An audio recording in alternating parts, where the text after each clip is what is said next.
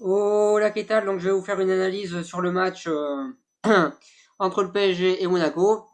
Et ensuite, juste après, si vous suivez ma chaîne YouTube, je ferai une vidéo sur la finale de la Coupe Davis. C'est pour ça que j'ai l'écharpe qui est très mal mise, mais c'est pas grave.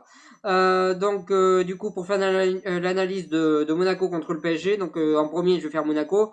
Et en deuxième, je vais faire le PSG. Donc Monaco, ils ont été en difficulté dans tous les compartiments du jeu, c'est pas très compliqué.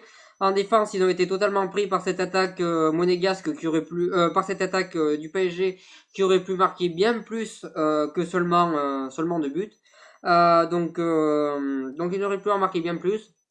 Et c'est assez décevant cette performance de Monaco en défense. Au milieu de terrain, ils ont été totalement mangés par le milieu du PSG. Et en attaque, à part Falcao qui est obligé de descendre pour aller chercher les ballons, sinon les autres attaquants, sinon en attaque il s'est rien passé du tout. Ça fait plusieurs matchs que Falcao il est obligé d'aller chercher les ballons derrière. C'est le seul qui se bat, c'est le seul qui donne tout sur le terrain pour réussir parce que les autres honnêtement ils en font pas lourd. Donc honnêtement, à part Falcao dans cette équipe, le reste ça reste quand même très faible et plutôt désagréable à voir. À part Falcao qui est un point positif de cette équipe, le reste ça reste négatif et c'est pas très beau à voir du côté de Monégasque. C'est un match complètement loupé dans tous les secteurs du jeu. Alors par miracle, hein, parce que c'est le premier ballon cadré qu'ils ont, ils le mettent dans les buts.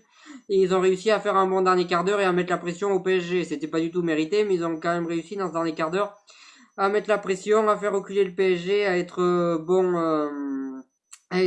offensivement et à se replacer défensivement. Donc voilà, ils ont commencé à être bons quand ils ont mis ce but dans le dernier quart d'heure, mais honnêtement, ils méritaient pas du tout de gagner. Cette défaite est amplement méritée. Et à l'heure actuelle, Monaco est très inquiétant dans tous les compartiments du jeu, à part Glick et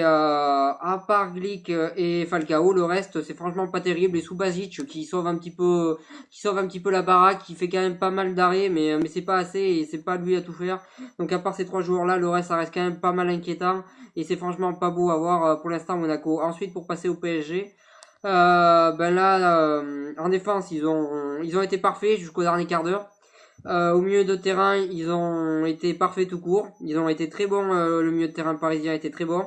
En attaque, ils ont manqué de réalisme. Ils auraient dû marquer beaucoup plus de buts. Donc en attaque, pour moi, c'est un match globalement raté parce qu'ils ont raté beaucoup trop d'occasions et il y avait les moyens de mettre beaucoup plus de buts, surtout qu'ils ont dominé, surtout qu'ils étaient au-dessus dans tous les compartiments du jeu.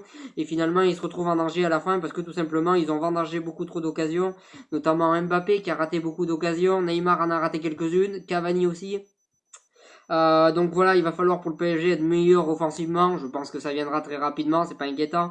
Mais sur ce match-là, c'est vrai qu'ils ont manqué de réalisme devant le but, mais qui méritent quand même totalement de gagner et qu'ils ont fait un match plutôt intéressant, plutôt sympathique et un bon match. Donc en tout cas, c'était une bonne performance de leur part.